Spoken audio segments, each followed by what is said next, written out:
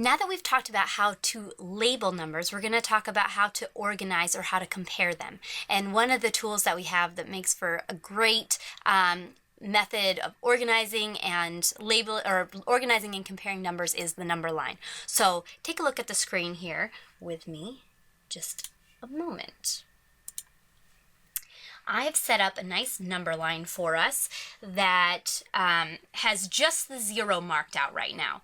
So I have at the top a handful of numbers. Some of them are rational, some of them are irrational, some of them are whole numbers, some of them are not. And we want to position them correctly on the number line. So the first thing I want to do is think about the range of numbers I'm looking at here. It looks like if I could put hash marks here from -5 to 5, I should be able to fit all of my numbers in here. So let me do that for us. So we're gonna do just 1, 2, 3. Oh, that one's a little too close. 3, 4, 5. Try not to be too anal about my straight lines. And then we're gonna do the same thing in the other direction. 1, 2, 3, 4, 5. So down here we have -5, and up at the top we have +5. And what we want to do is simply place the numbers in their correct position on the number line. So I'm going to start with the easiest ones first. So I think 5 is a pretty easy one to, that's a little check mark there to remind myself I have drawn it. I'm going to come here to 5 and I'm just going to draw a nice little dot on the number line. And that is the number 5. I'll put it up here so that I remember. That's where I plotted that point. I'm also going to look up here at the number -2. I think -2 is pretty easy to find the location of. So I go to 0, I say 1, 2 in the negative direction,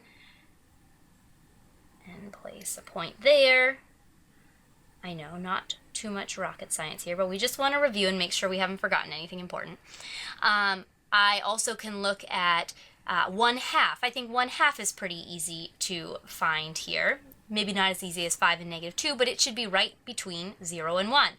Here is 0, here is 1, and so right in the middle I'm going to put my point, and I'll label that as 1/2. Now for the irrational numbers, I am going to look at pi first because I know that that's approximately 3.14.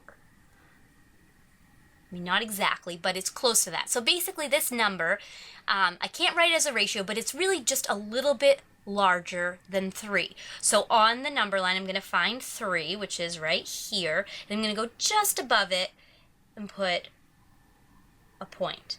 We don't have to be any more exact than that. And then I'm going to label it as pi. And then lastly, I have the negative square root of 5, which is about -2.236.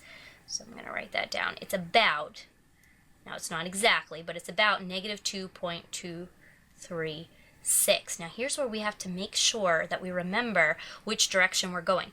I want to go to -2, which I already have labeled actually, and I want to move in the direction of -3.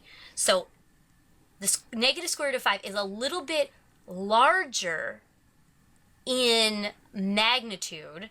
That means like its size. So it's not larger than -2 because larger usually moves to the right on a number line. But in magnitude, it's more negative. It's more negative than -2. That's a good way to put it. So it's a little bit more negative, so we're going to put it here to the left. And that number, I may need to label here on the bottom, is the negative square root of 5. So, taking a look at that, I'm going to leave the screen here for a second so you can kind of take it in, look at the numbers. we've taken numbers that are rational and we've taken numbers that are irrational. All of them are located somewhere on a number line. Just because a number is irrational doesn't mean that we can't locate it on a number line. Sometimes we can think of numbers like pi as if they exist separate from all these more normal numbers like 5 and 10 and 2. But no, they all exist on the same number line, and we can compare them once we put them on paper. For instance, I'm going to write a comparison down here at the bottom.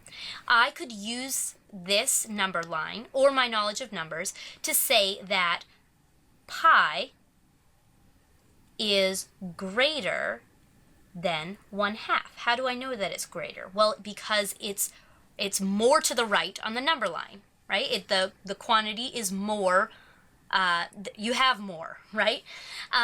So pi, over here I'm looking for pi, is to the right of 1/2, so it is greater than. I could also equally, or in the same way, I could say that 1/2 is less than pi. It doesn't matter how I write it. Either way, it's true. Now, if you're the type of person, and there are many people out there who don't like these greater than and less than signs because they find them a little bit confusing. The best way that I know to tell you kind of as a shortcut, a trick to remember, is to think of it as, my cursor go here, think of it as an arrow. I'm going to color it in here for a second. And the larger part of the arrow is next to the larger number. And the shorter point, or the smaller point of the arrow, is next to the smaller number. Same thing down here. So if I were to turn this into an arrow and kind of color it in, the larger part of the arrow is next to the larger number, and the smaller point of the arrow is next to the smaller number. And I think that's the easiest way to remember it. That way you don't have to remember alligators and things like that. I also want to point out here that the negative square root of 5 is less than -2. Now, we just talked a moment ago about how it's more negative, but that doesn't mean it's greater than. If I were in debt, this would be a strange thing to be in debt. If I was in debt by negative square root of $5, which would be being in debt by about $2.24, but not exactly, I would be more in debt. I would have less money overall because I would be more in debt than if I had, if I was in debt by -$2. So even though this is more negative, it is to the left on the number line. If you look up here, it's positioned more to the left. Anything to the left is smaller. Anything to the right is bigger. So that's where we can get, so I'm actually going to write this like this. So -2.236 is actually less than -2, because by being more negative, it makes it a smaller number. Again, that might, to some of you, that might be second nature. To others of you, you might need the refresher. So, come back here for a moment. So using a number line, we're able to position numbers relative to other numbers. Not too much of a rocket science experiment, but it does help us sometimes when we have numbers like -2.36, or actually it was -2.236, and we say, is that greater than -2 or is it less than -2? What do they mean by that question? Well, when we're using the comparison of greater than and less than, we always mean anything to the left on the number line is smaller, anything to the right is greater. So keep that in mind. All right, before we end, we're going to do a quick summary of a few vocabulary terms, and then we will be done with our very first lesson.